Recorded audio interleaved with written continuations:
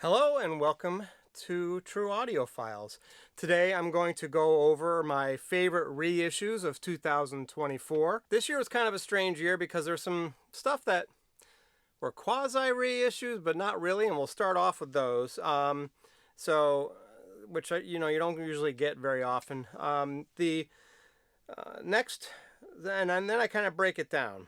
I have basically the best kind of straight up reissues where they're essentially just kind of the maybe an audio file remastering or just a flat out reissue of the album with no extra frills or anything like that, in terms of it doesn't have any extras. Maybe it's got an upgraded jacket or an upgraded mastering or something like that, but nothing else.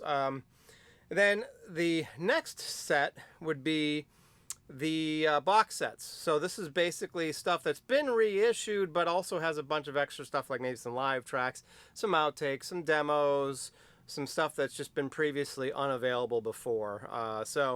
I've kind of broken it up into those two categories. So here we go. This is the beginning, and this was kind of the oddball section of it that I had mentioned before. This is reissues that are not entirely kind of reissues of an actual album, but maybe of some bits and pieces of other albums, or stuff that has sort of been available before but not really and it now is. So first one up is going to be Miles Davis, Birth of the Blue. So this one is one that has been available in a couple of different connotations, as kind of like spare parts that were kind of released several years later on different albums. And this was put together by Analog Productions. It was cut from a analog master tape. It's in a gatefold here, and it sounds spectacular. I, for some reason, somehow got a numbered one. I have a number 643. And even though this is the black vinyl copy, there were some blue vinyl copies, I think 1,000 that came out, and I ordered one but didn't get it. But for some reason, somehow, I got a numbered black version, which I didn't know they existed. So the next one up in the category of sort of reissues but not really is Paul McCartney, One Hand Clapping. So this one's very cool. It sounds great. Some great performances, kind of rehearsals, if I'm not mistaken. And you can correct me if I'm wrong, but I believe they're kind of rehearsals that were taken from the kind of mid to early 70s with Wings and Paul McCartney. Sounds great. Great pressing, great cut. So those two are the ones that are kind of the weird, sort of kind of reissues. These next ones are straight up my top 5, in no particular order, reissues of last year. First one was one that I actually complained about early on when it first came out, because I thought there was a defect in the pressing, but found out later after listening to the digital version that wasn't the case. But it's G-Love and Special Sauce. Basically his probably most popular album with the song Baby's Got Sauce. And just a lot of really great songs, in my opinion, on this one. Great 90s album that got reissued for Record Store Day this year in April. It's a pretty decent pressing and sounds really good. And so that one is definitely high up there on my list. A few of these now, the next few are going to be kind of series that came out. So it was not necessarily one specific one that stood out, although there were several great ones. But this is kind of the series that I felt are the best from this year. The first one, I think, without a doubt, hands down, no questions asked about it, is going to be the Rhino High Fidelity series. So this is the Cars self-titled. There was also ones like the Devo. There was the other Cars albums, ZZ Top box set.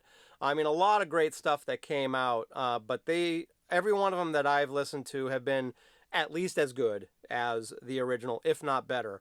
And in some cases, is better than, by far, than some of the originals. And like this one definitely is by far better than the MoFi that came out. You might even still be able to get it, but it came out a few years back. But this is definitely the best sounding version of the Cars self-titled album. They came in a gatefold. They're thick stock, good quality, numbered, I believe, as well. The numbers covered up on this one, but I think they were limited to like 5,000 for most of them.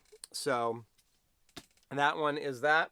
The next one up is kind of sort of a series, but basically it was the Beatles early US mono recordings. So I've got two of them here. I've got Beatles 65 and the second album, and I think that these just sounded spectacular. I was very impressed, given what the material was. I mean, they're kind of copies of copies, or I should say copies of the masters that then the U.S. Capitol Records did some stuff too to manipulate them. Sometimes they're fold downs of the stereos and things like that. But overall, these definitely sounded better than the original copies. And, they've got some great bass, they've got some great treble, so they definitely are an improvement over the originals. So we're definitely great. So if you want those things, these are the best copies to get. Don't go out and get the originals, get those ones. So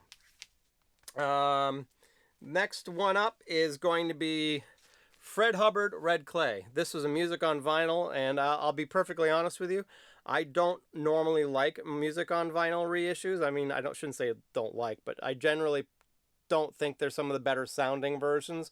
But this sounds amazing. It also was red vinyl, which was very cool, and it's actually a gatefold, but I don't have the gatefold outer jacket on it. But and it had a really cool textured cover, almost like a canvas feeling cover to it as well.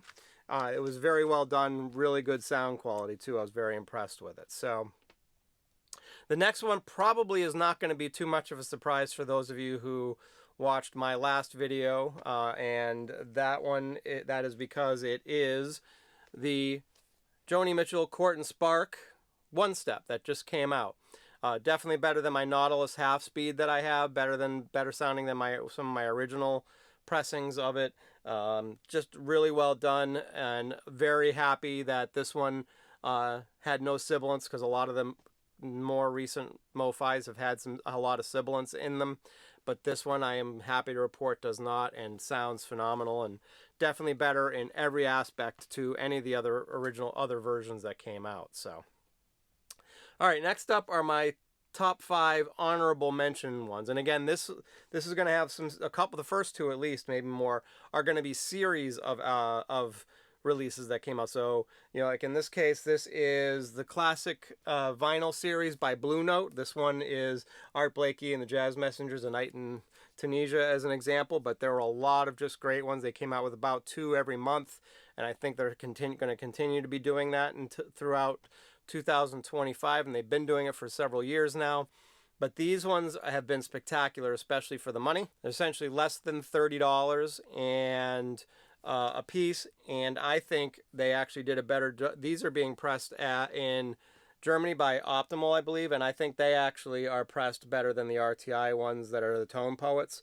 Tone Poets didn't make my list this year, mainly because the past year or two, I've been kind of disappointed with them in the sense that at the end of every side of the Tone Poets, I don't know if you guys are experiencing this, but there's some surface noise that comes up for the last, 5 or 10 seconds of it, and it's really gets to be annoying and kind of frustrating, especially considering it's a more expensive pressing than, say, the classic vinyl series ones. So beyond that, they sound spectacular, but because of that, they are not getting in my favorites of the releases. So next one up is another series. It's basically the Acoustic Sound series. This one is an example, is my favorite one of the series that came out this year.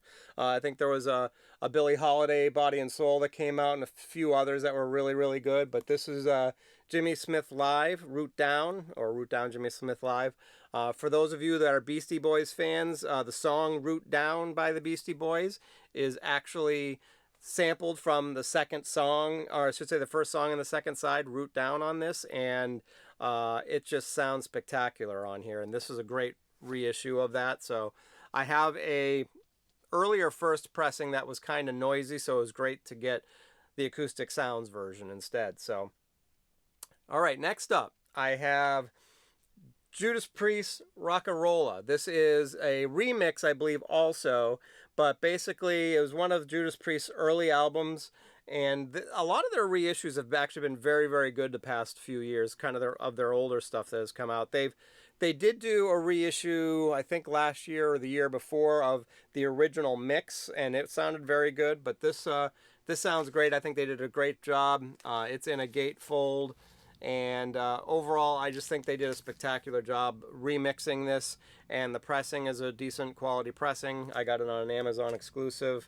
Red vinyl as well, but this one they did a great job. I love the embossed cover, like the water beads and the well, rock and roll isn't, but the water beads are all kind of bumpy, embossed, so kind of fun. This is another series that I really probably should be spending more time concentrating on and trying to get, because every one of them that I've gotten have been very, very good. And that is the original Jazz Classics, or OJC reissues that have been coming out the past year, maybe two, where I believe that Kevin Gray, I believe, has actually been cutting all of these, and they've just been sounding great. I think they're being pressed at RTI also. This one is The Cats, which basically is kind of sort of, I call it kind of a secret John Coltrane album. But there have been several in this series that have just been spectacular, and I've tried to pick up most, if not all, the ones that I've seen that have been coming out on this as well. Last one is one that was kind of borderline for me, but overall it was better than any other version I currently have. So I have to give it a nod just as an honorary mention. And that is Green Day American Idiot One Step. It definitely sounds very good, and it is cut from digital. But that's because that's how they mixed it. They actually recorded it on analog tape, but then they mixed it to digital.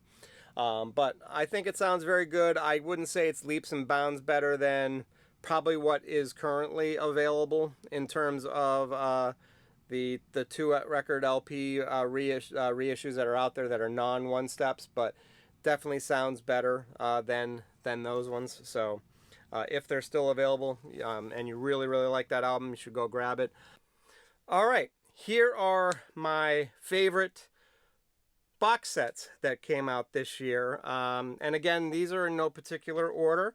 Most of these are actually CD box sets. There were some that came out on vinyl, but well, I'll go over later why I chose the CD over the vinyl anyways. But start off with is Miles Davis, the bootleg series. This is, I think, live in France, is it? Yeah, it's actually Miles in France. Basically, the bootleg series continuing on here on CD.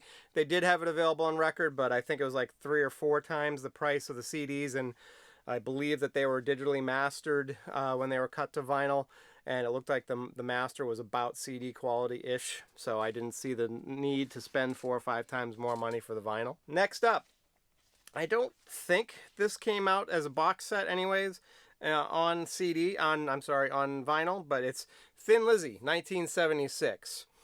This basically had Jailbreak and Johnny the Fox albums on it, and it's got a bunch of outtakes from both albums. It's got a live album. It's actually got Blu-ray surround sound mixes on it, which are pretty awesome. I really enjoy those.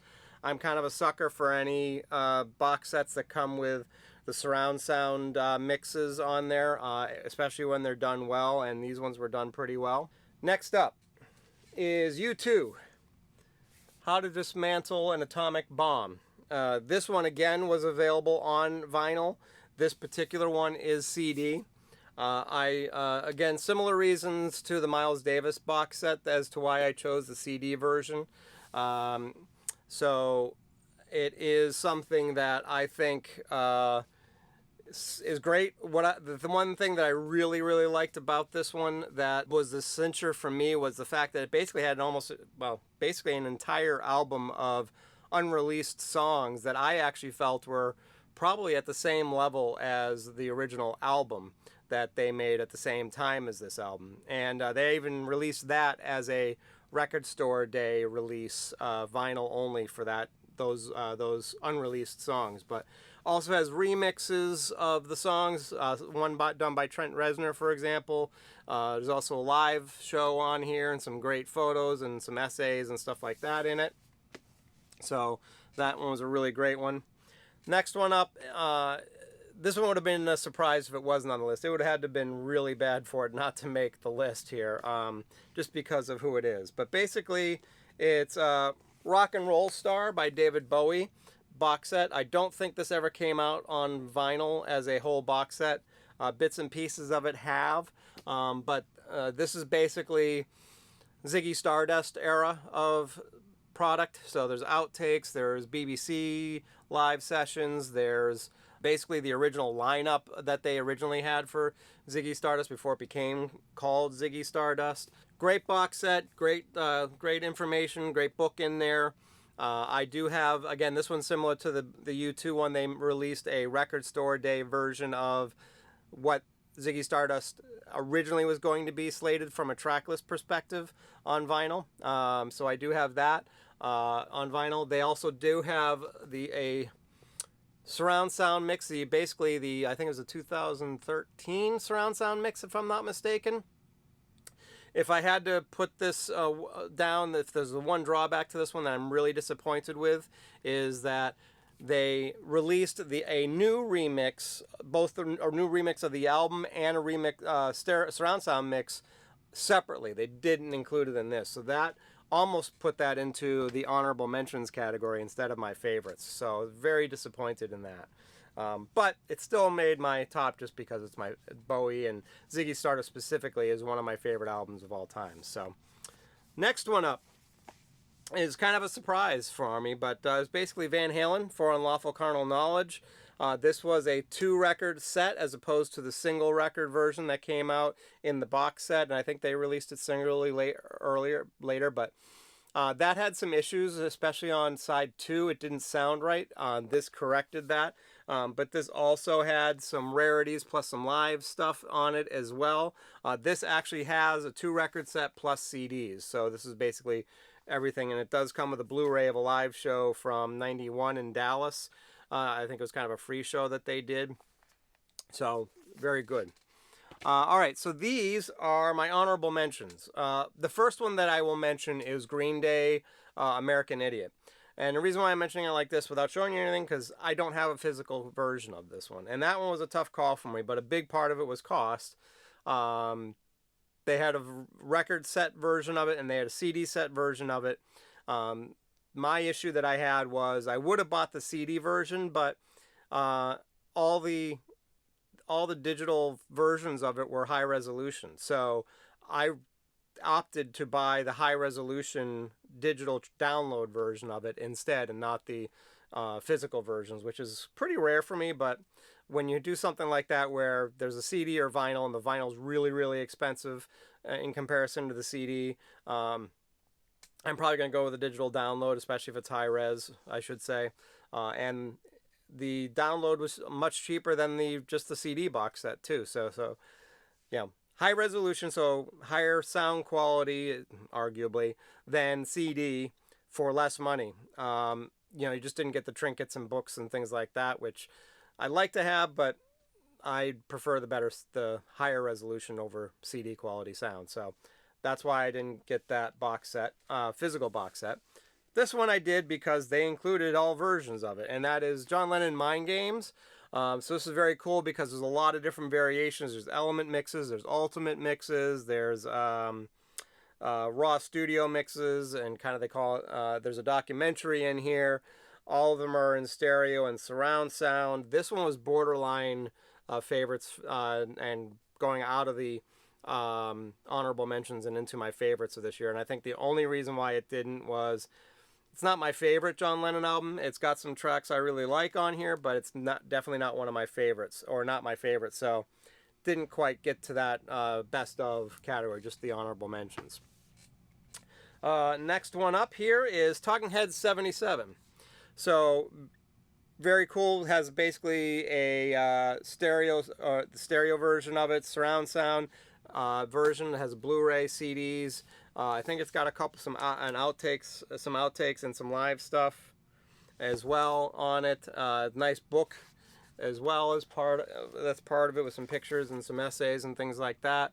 So, and this is a different mix than the one that was available back I don't know, 20, 25 years ago is kind of, they call it the white brick or the brick, which was a DVD audio edition. This is a new remix of it. Sounds great. Next one up is a pretty extensive box set. It's a Police Synchronicity. It's a 6 CD set.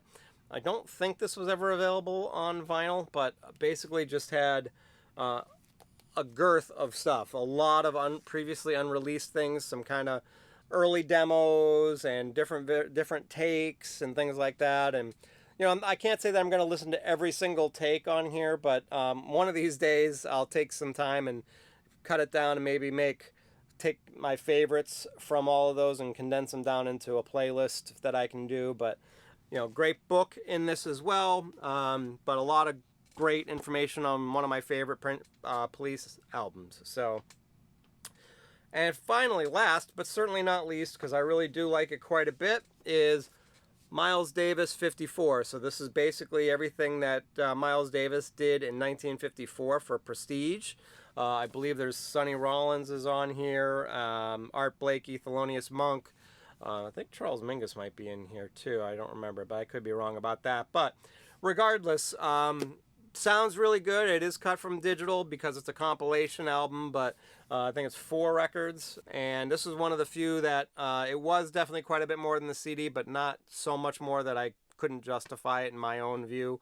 But just a great compilation, a very cool put together set, and you know, pretty well done. The only reason why I'd say it didn't get to the best of category one was because I think that the bootleg series one is a little nicer.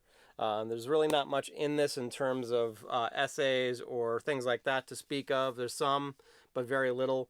Anyway, I actually probably prefer the music on the bootleg series one. So that's everything I had for my reissues of this year. What did you have on your list? I'd love to hear what were some of your favorites. Put them down in the comment section below. That's everything I have for this week, probably for the remainder of the year. So I want to thank you very much for another good year. I want to thank you for subscribing if you do. If you don't, please do so. And don't forget to make some comments, like this video, and have yourself a good rest of the day and good rest of the week. Thanks a lot.